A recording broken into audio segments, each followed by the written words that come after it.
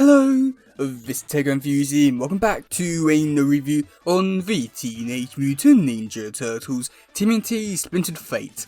And this issue is really interesting, not because of what they did in the actual issue itself, but because of how they released this issue, which I just find so interesting and just weird. So yeah.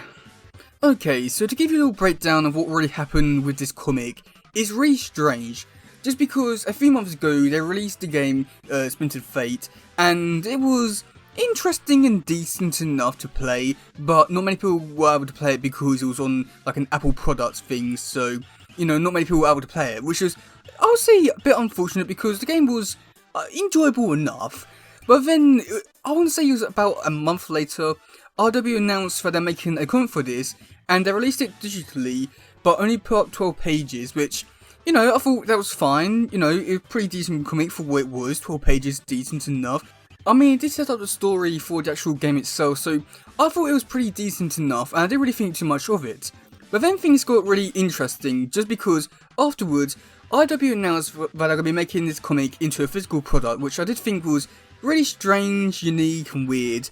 And I must admit, I did find it a little bit weird, just because with the physical product, they're charging, I think it's like nearly double the price than the digital version. So I was wondering like what they were going to be including in this comic, and I was sort of thinking that maybe they would be including, concept art or something like that. But no, they included more story, but it's not good.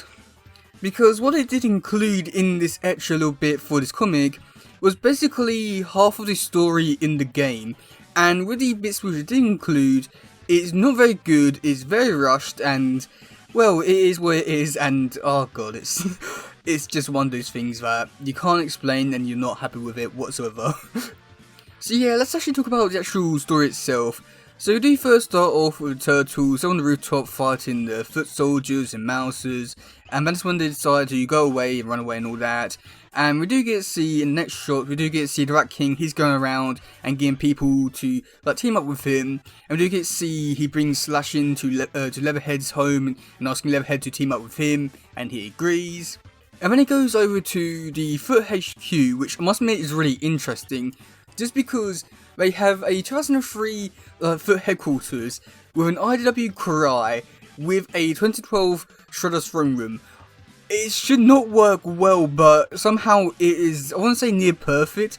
I mean, if you really think about logic behind like all the structure stuff, then I don't think it would really work with the building, but it just works so well, and I really wish I did get this in like some version of the Turtles. It's, I wouldn't say near perfect. But then after that, we do get to see the Turtles, we do go home, and as always, Raph and Leo do have an argument, and Splinter goes off and he goes meditate, and for some reason, he actually talks to Shredder for some reason. Now I must admit here with this bit, I did find a little bit weird, just because if they're enemies and all that, why would they be talking to each other? That's the only thing which I did find like really weird and really strange, but yeah, it is what it is, but I just find it so strange that he'll be talking to like Shredder even though they're enemies. So then after that, we do get to see Mars Splinter is getting kidnapped, and we do get to see a really great page with Leonardo fighting the foot soldiers and Shredder, and I must admit, it was a really great page. Now, in the digital version, this was the final page for the comic, and I must admit, it's a pretty decent ending for the story. However, with the included extra bits here, it really does not hold up really well. So then after that page, we do get to see Leonardo that somehow magically like goes through a portal and just goes home, which, I think that when you look at the game and see what happened, it works well. But when you don't have that little bit scene there with like Leonardo fighting the foot soldiers, it just seems like really weird from him like going like nearly fighting the foot soldiers and then him going home and being like, oh, I'm nearly beaten, I'm nearly defeated. So yeah, I just found that to be really weird. But then after that, we do get to see Mars Splinter's like ghost form. He's there tending the turtles.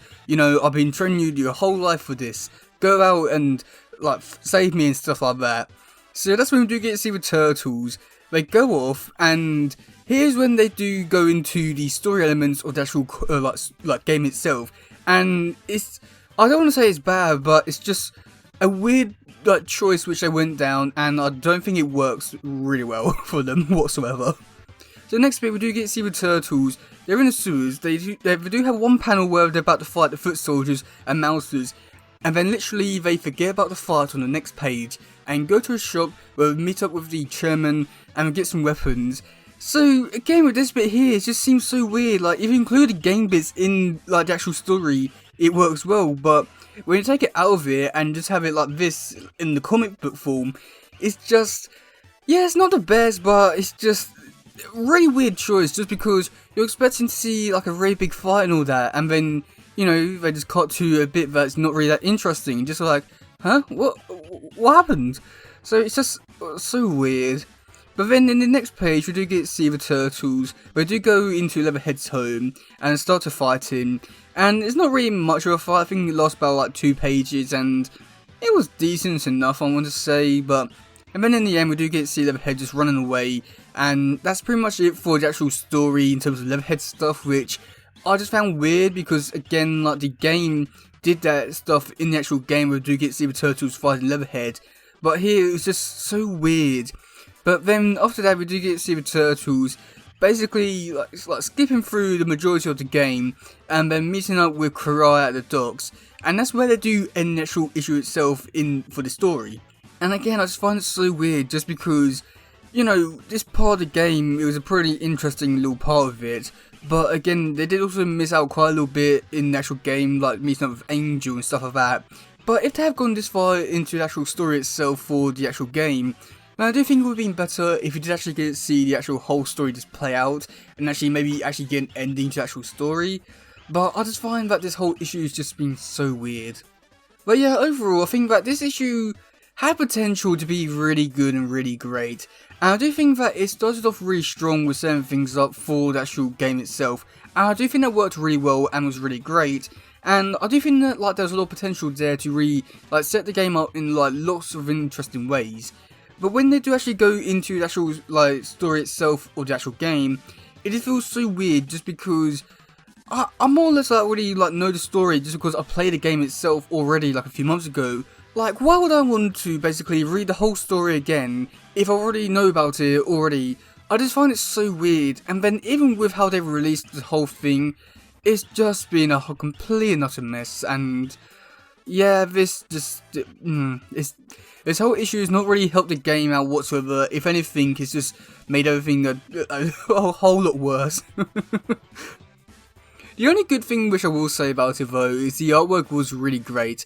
I will say that it was at least like really good and enjoyable, and I want to say the art style was actually really nice. I'm definitely like to see this artist come back, but everything else in this issue was just, yeah, it was something. That I think that's like the best way of really describing everything. But yeah, that's gonna be it for today, guys. If you doesn't, please share, let's subscribe and all stuff. Goodbye, yo, bye.